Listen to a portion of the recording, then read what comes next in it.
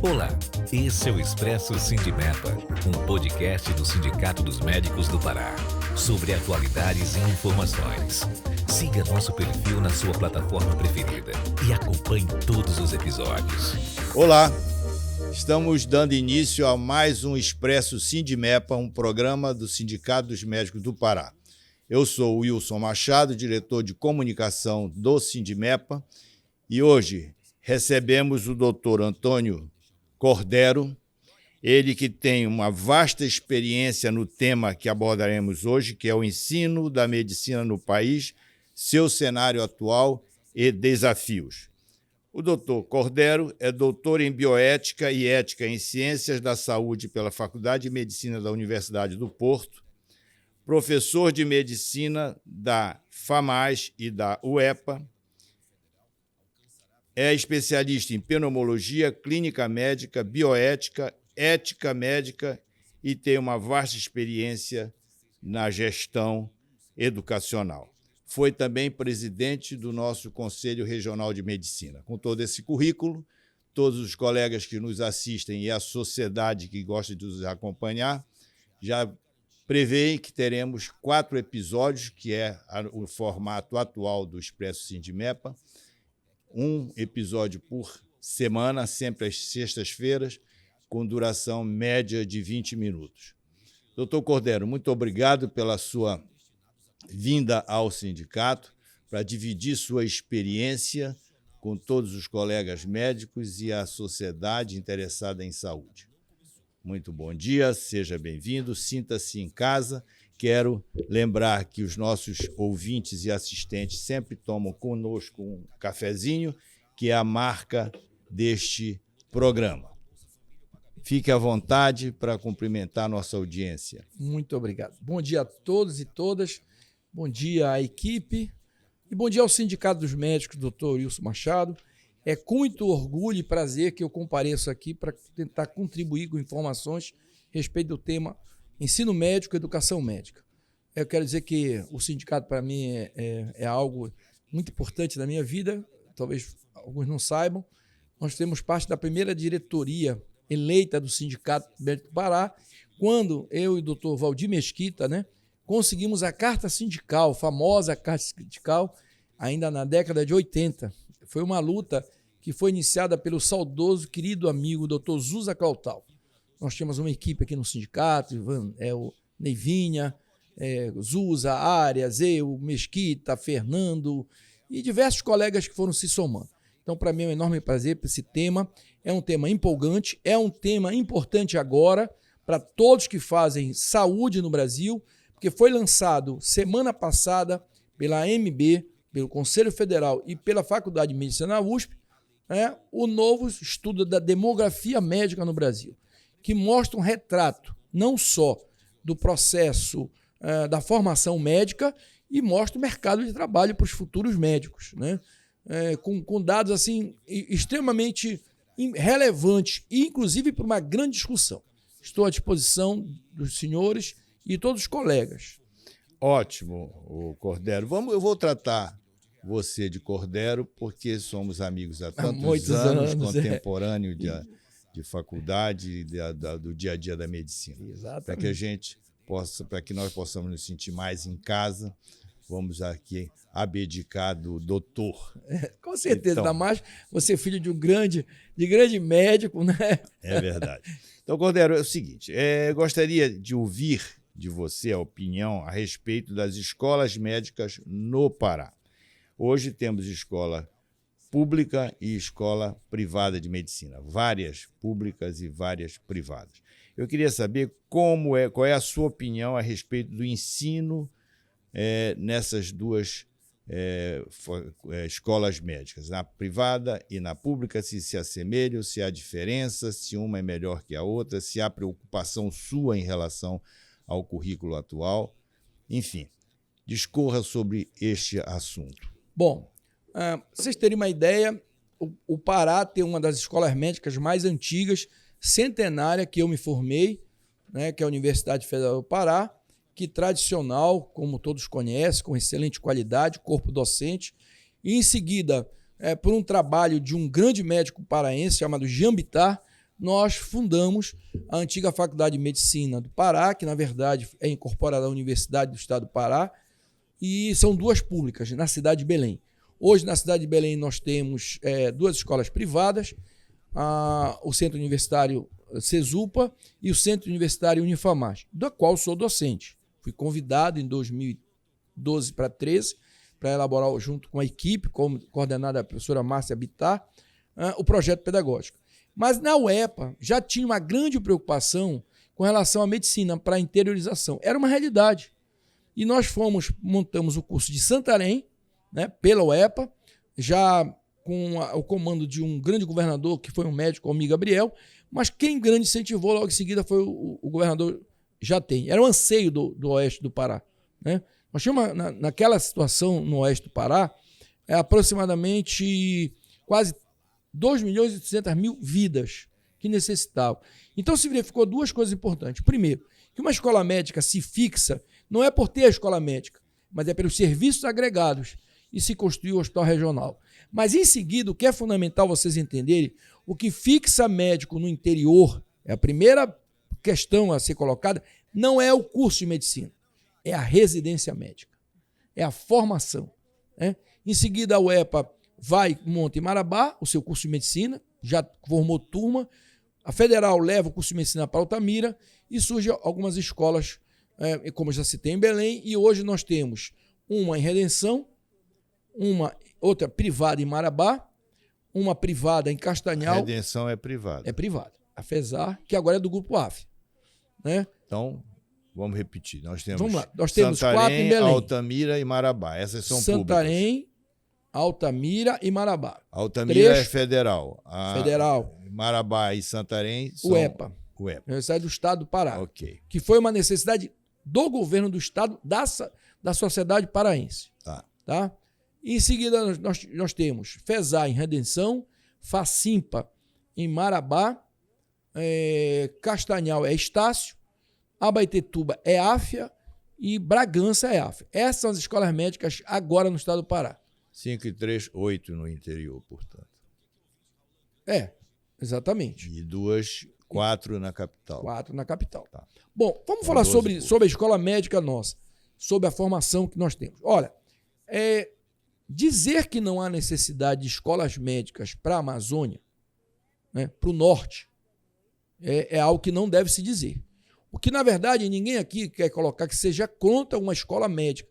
Mas o que nós queremos é uma escola médica de qualidade, pautada num tripé fundamental. Primeiro, a formação de profissionais para serem docentes, ou seja, o desenvolvimento docente. Segundo, uma boa infraestrutura, que não é o prédio da escola. É a infraestrutura colocando como o prédio, o ambulatório, o cenário de prática, as relações com os hospitais, o campo de ensino, né?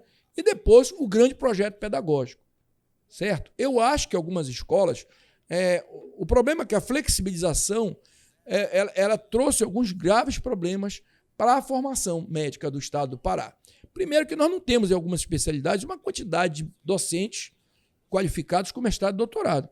Que isso, justiça seja feita, eu tenho a memória, eu quero lembrar o papel da época do reitor Cristóvão Diniz, né, e da reitora Isabel Amazonas, que me designou para trabalhar numa comissão que nós fizemos o MINTER, que era um mestrado interinstitucional, e o DINTER, que era feito com as escolas como a Ananeri, o FRJ, Escola Paulista de Medicina, nas áreas de necessidade de formação médica. Porque olha a dicotomia, o ovo e a galinha, quem vem primeiro?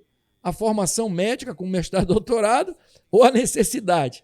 E aí o Cristóvão é uma inteligência, e é médico, né? O Cristóvão Diniz é médico. Um reitor, assim, além do seu tempo. Bom, o que ocorre é o seguinte, tradicionalmente a escola médica brasileira, ela é uma escola médica hospitalocêntrica, que foi que eu e você, o Ilcínio, desculpe, Ilcínio. Não, o Ilcínio, faz lembrar da minha infância, isso doutor, é muito bom. Entendeu? Então, assim, é uma escola médica tradicional, hospitalocêntrica, tá? O projeto pedagógico dos cursos de medicina, as diretrizes curriculares, elas começam a mudar em 2001. O relator era um médico, o professor Éfrem Maranhão, foi médico, cardiologista, foi reitor da Federal de Pernambuco, ele já estabelece novas diretrizes, novos paradigmas, olhando o mercado da formação médica baseado em um grande tripé: a questão humanística, a questão ética, a questão da formação profissional e a relação médico-paciente. Nesse processo, a ética, a bioética e a qualidade é voltada também para que a docência tenha uma formação especializada em educação médica. Em 2014, com a vinda do Mais Médicos, houve uma necessidade de transformação e, na verdade, o que eu acho que foi um aprimoramento, né, dos projetos pedagógicos. Porque o Dr. Roque, o nosso professor, que era também médico do Conselho Nacional de Educação, ele escreve um relatório já com um novo viés. Nós nos formamos, Wilson, do seguinte jeito: a gente tinha professores que eram excelência na sua especialidade. Mas será que eram bons docentes? Será que ser um bom técnico, um bom profissional, um cirurgião, um bom pneumologista que nós tínhamos em Belém, bons anestesiologistas, né, como o doutor Mário Fácil, né, que formou uma escola através da residência médica, né, lá nos Servidores, eles eram bons professores, eles tinham o processo de ensino-aprendizado como na sua formação, não tinha. E a nossa visão era, eu fui rato da Santa Casa. Você tem ideia? Eu fui aluno da doutora Betina mesmo, de sala. Privilégio, é. Doutor Murilo Morri, doutora Betina, doutor João Antônio. Eu tenho memória, porque a gente vivia a Santa Casa, o porão, as enfermarias. Mas nós não víamos a realidade da sociedade. E aí que é transformador. Os novos projetos pedagógicos, eles observaram duas coisas importantes. Eu tenho que formar um médico para o mundo do trabalho. Onde está o mundo do trabalho atualmente, doutor Machado? Tá. O médico se forma para onde ele tem que ir? Para a atenção básica, para a atenção primária, para a estratégia de saúde da família e para o sistema de urgência e emergência. E nesse novo diretriz de 2014 é muito específico, porque eu me sentia triste quando eu me formei, né? Eu nunca estagiei numa unidade básica, eu nunca fui no centro de saúde, né? Eu vivi a Santa Casa e o currículo paralelo, beneficente, né? Ortopedia com o doutor Humberto Maradei, que eu comecei lá, e a formação era essa. Mas aí se observou por que essa mudança. É porque 70% a 80% de qualquer patologia, né, ela tem resolutibilidade aonde? Na atenção primária. Tá? No máximo, alguns alunos. Aí sim, você tem a urgência como um fato concreto na sociedade, pelo processo da mobilidade, pelo processo do trabalho, pelo processo de toda essa transformação da área rural para a área urbana. Acontece acidentes, suicídios, traumas, maior quantidade de eventos que necessitam de urgência e emergência. Então, hoje o médico não é mais aquele, aspas, generalista. Ele tem que sair da escola com uma boa formação. Analisar os projetos pedagógicos, doutor Wilson, é difícil. Mas eu posso lhe afirmar que os projetos pedagógicos hoje, das escolas que eu tenho acesso, que são as de Belém e algumas fora de Belém, elas são de qualidade, né? Ele procura estabelecer uma relação direta, primeiro, a precocidade do aluno na unidade básica. Na escola que eu trabalho, nas escolas, né? Hoje o aluno já participa de ações nas unidades básicas. No primeiro semestre, ele conhece o território. O que é conhecer o território? É conhecer onde está a unidade, a população que frequenta a unidade, qual é o modo de vida dessa população. É sem saneamento, é sem água, é sem acesso ao serviço de saúde. Acabei de participar de um evento ontem, né, em que as unidades básicas estão sem medicação. Como é que o médico então vai ter complemento? Outra coisa importante que é colocado nessa formação médica atual é o trabalho multiprofissional e interdisciplinar. Há algumas questões que me preocupam, porque, veja, a área privada ela tem que mostrar qualidade porque o mercado está observando. O grande financiador é a mensalidade do aluno. Então, eu posso falar das escolas de Belém, até por experiência pessoal. Minha filha se formou num centro universitário de Cesupa. E eu sou docente e tenho uma filha estudando no Centro Universitário de Enfermagem. E sou docente da UEPA. Então eu vejo a preocupação, né, dos nossos colegas, mas nós temos hoje uma dificuldade, né, que é essa relação do poder público, que está melhorando através do COAPS em Belém. E eu posso lhe dizer que nós hoje temos um grande perfil de preocupação, né? A lei dos mais médicos devia ter sido realmente implementada. Vou lhe dar o primeiro desafio. Você lembra que nós, nas entidades médicas, para ver a qualidade do ensino, que a qualidade é a partir de uma avaliação. Nós lutamos pelo ANASEM, Avaliação Nacional Seriada da Escola do Ensino Médico. Nós implantamos, fizemos o primeiro teste, logo em seguida muda de governo, né? Do governo vem, aí pararam com tudo. Não tivemos mais. Abandonou. Então, a raiz da lei é lei, aprovada no Congresso Nacional, certo? Não é decreto. Ela foi abandonada, né?